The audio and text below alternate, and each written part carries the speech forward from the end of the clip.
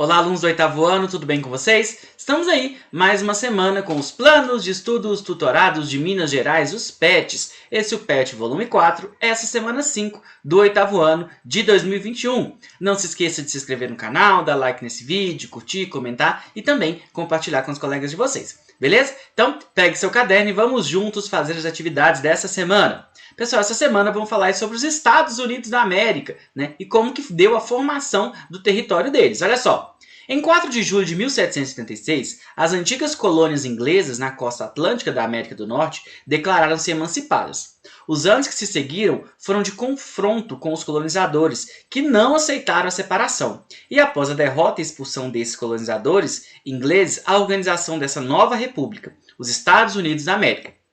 Em 1787, foi promulgada a Constituição do país, que versa sobre o federalismo e as autonomias regionais. Então, a gente vai estudar aí, né, justamente a formação dos Estados Unidos da América. Os Estados Unidos aí que começaram com umas 13 colônias, né, eram 13 colônias aí da Inglaterra, que ficavam principalmente na região, né, do litoral, e aí depois das guerras de independência a gente vai ter aí, né, a conquista de novos territórios. Olha só. Após a Guerra de Independência, de 1776 a 1782, os estadunidenses, né? Estadunidense, pessoal, é a forma correta da gente se referir a eles, né? A gente costuma falar americanos, os americanos, mas americanos somos todos nós, né? Todos do continente americano, né? Eles são estadunidenses, né? Uma palavra que é importante a gente começar a usar mais no nosso dia a dia, né? Em 1820, estadunidenses voltaram para as terras a oeste. Então, eles já viviam nesse território e eles começaram a ir, né, em direção ao oeste, conquistar novos territórios aí.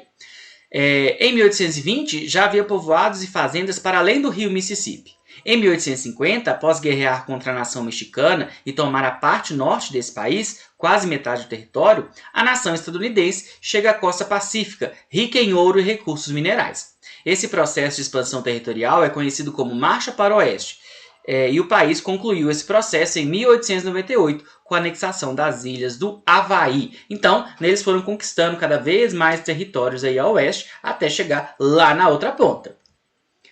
O Destino Manifesto, pessoal, olha só. A justificativa para o processo de expansão territorial foi a doutrina do Destino Manifesto, vocação dos estadunidenses para conquistar a América, autodefinindo-se como os continuadores dos europeus em sua conquista e colonização do continente.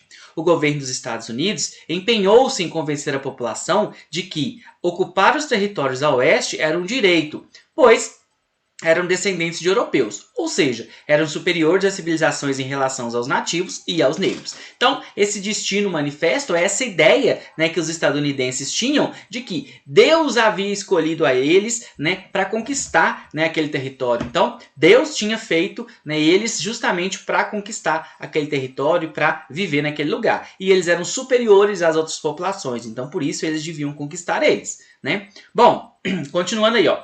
Uma das consequências disso foi a tomada das terras indígenas, os povos originários, e também a dizimação desses povos. Fome, violência, falta de oportunidade de terras para morada e sobrevivência. É interessante notar que na construção identitária do país, nos filmes de cowboy, western, velho oeste, sempre há os brancos maus e os indígenas maus, mas os indígenas maus que morrem de forma trágica. E sempre é o branco mocinho, herói, que muitas vezes é auxiliado pelo bom selvagem. Então, né, com esse destino manifesto, com essa ideia de destino manifesto, eles vão, né, acabar derrotando, matando, destruindo, dizimando várias populações originárias, né, lá dos Estados Unidos. Não sei se vocês já viram algum desses filmes, né, desses filmes de cowboy, de velho oeste, né, eles mostram, né, um pouco disso, né, como que os estadunidenses eles queriam conquistar novos territórios e eles acabavam matando os indígenas, né? Tudo isso aí. Beleza? Construção da nação. Vamos ver como que foi se formando aí os Estados Unidos. Uma das principais formas de garantir a dominação dos territórios conquistados ou adquiridos foi estimular famílias brancas de origem europeia, descendentes ou migrantes, ocuparem esses territórios, a oeste. Chamados de pioneiros, essas famílias eram estimuladas pela chance de se tornarem proprietários das terras ocupadas. A partir de 1862, pela nova Lei de Terras, Homestead Act, quem produzisse por mais de 5 anos na mesma terra garantia sua posse e propriedade.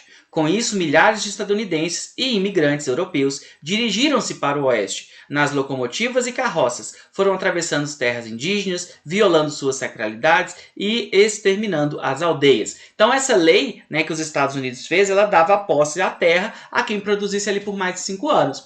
Várias pessoas aí, tanto estadunidenses quanto também europeus, vão, né, ir para essa região para ter as suas terras. Bom, além da questão expansionista, outro grande tema que envolvia a construção da nação estadunidense é a Guerra Civil, também conhecido como Guerra de Secessão, de 1860 a 1865. A motivação desse conflito remonta ao período colonial. Enquanto as colônias mais ao norte desenvolveram sistemas socioeconômicos de sobrevivência mais diversificado e de mão de obra livre, as colônias mais ao sul reproduziam o modelo de exploração colonial europeu, latifúndio, monocultores com mão de obra escravizadas, de origem africana principalmente. Então a gente vai ter uma divisão aí nos Estados Unidos. No norte, mão de obra livre, né, policultura, uma economia mais diversificada, e no sul a gente vai ter lá plantation, né, que é o quê? Mão de obra escravizada, um único produto, com destino à exportação, né? E isso vai gerar uma crise, uma guerra aí entre o norte, que queria o fim da escravidão, e o sul, que não queria.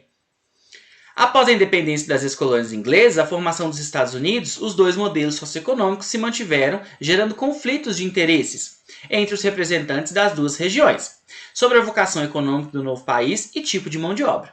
Enquanto os nortistas defendiam a abolição da escravatura, os sulistas mantinham-se firmes na defesa do uso de escravizados. Então essa batalha que eu falei, né? O norte escravista e o norte não escravista, desculpe, o norte queria o fim da escravidão e o sul escravista.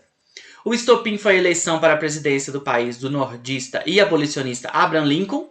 Com isso, representantes dos estados escravistas do Sul declararam a separação em relação ao governo sediado em Washington. A guerra civil entre os estados do Norte, União, e os estados do Sul, Confederados, deixou milhões de mortos e grande destruição. A escravatura foi abolida em todo o território estadunidense no dia 1º de janeiro de 1863. Os estados confederados foram readmitidos na União. Então a gente vai ter essa briga e quem vai ganhar? Os estados do norte, né? Vão acabar abolindo a escravização de pessoas aí. E uma característica comum dos Estados Unidos que a gente tem, pessoal, é uma certa independência, né, dos estados. Né? Os estados lá, eles são independentes uns dos outros. Eles podem fazer leis diferentes. Você tem estado que tem pena de morte, você tem estado que não tem. Você tem estado que, por exemplo, algumas drogas são legalizadas, outros não têm. Então lá é permitido isso. Aqui no Brasil não. Aqui no Brasil a gente tem uma unidade, né? A lei tem que ser seguida da Constituição. E só algumas outras leis que podem ser diferentes. Pessoal, continuando aí, olha só. Porém, a população sulista não aceitava a igualdade entre eles e os ex-escravos negros e negras.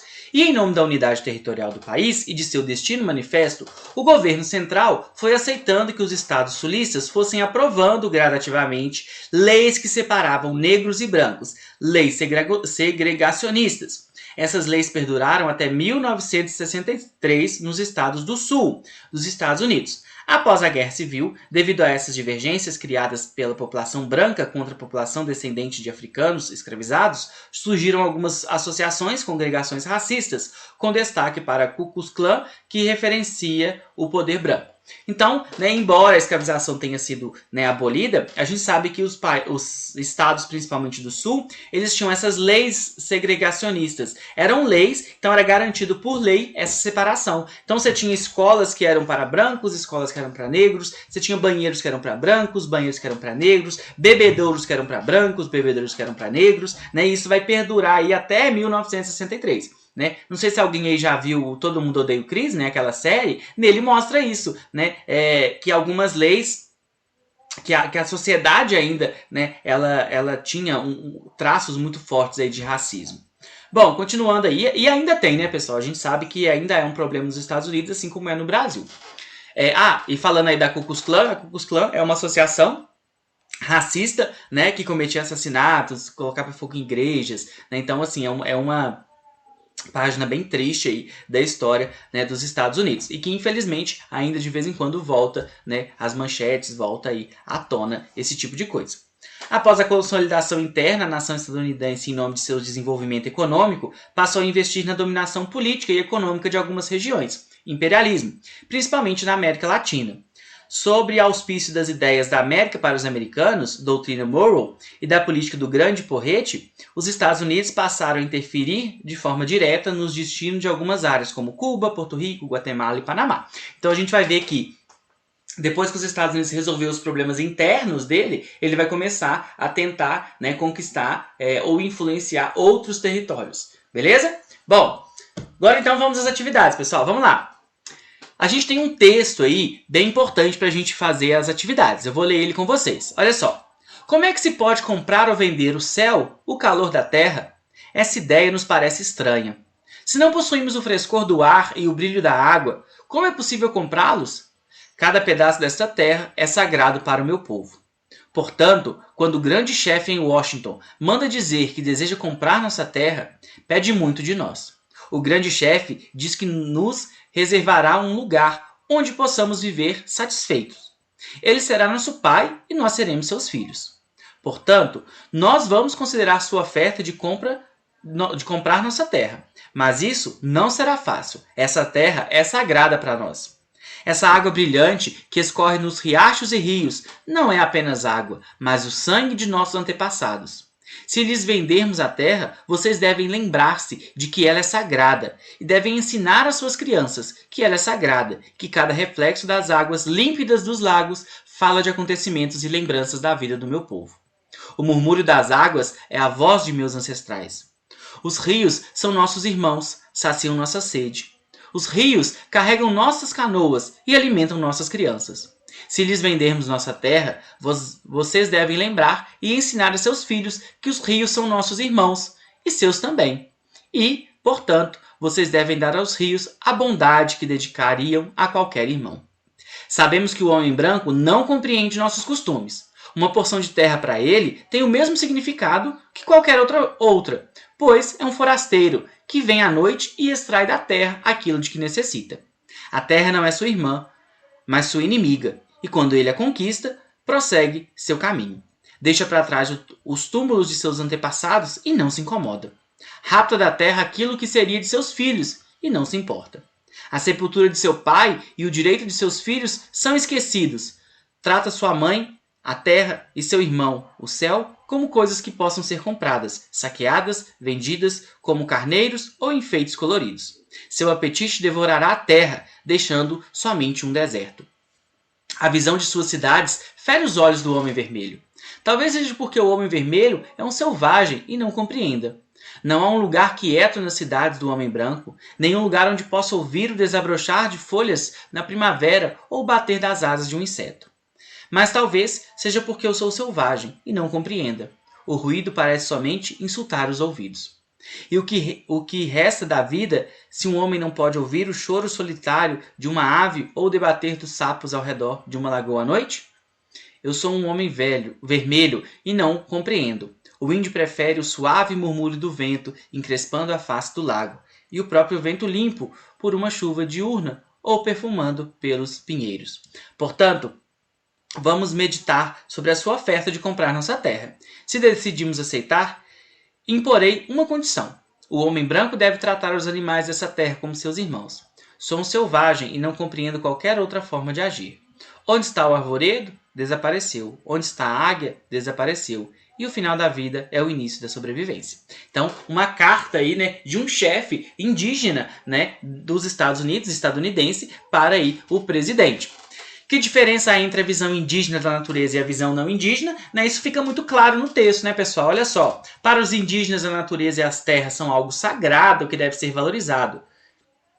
Dessa forma. Já os não indígenas veem a terra como algo qualquer, que pode ser vendido e tratado como qualquer outra coisa. Então, toda a valorização, né, que o índio dá, né, que o índio traz aí nessa carta, falando que ele trataria a terra, os rios, como seus irmãos, né? E já o homem branco não. Ele estaria interessado apenas em vender, em lucrar com as terras, ok?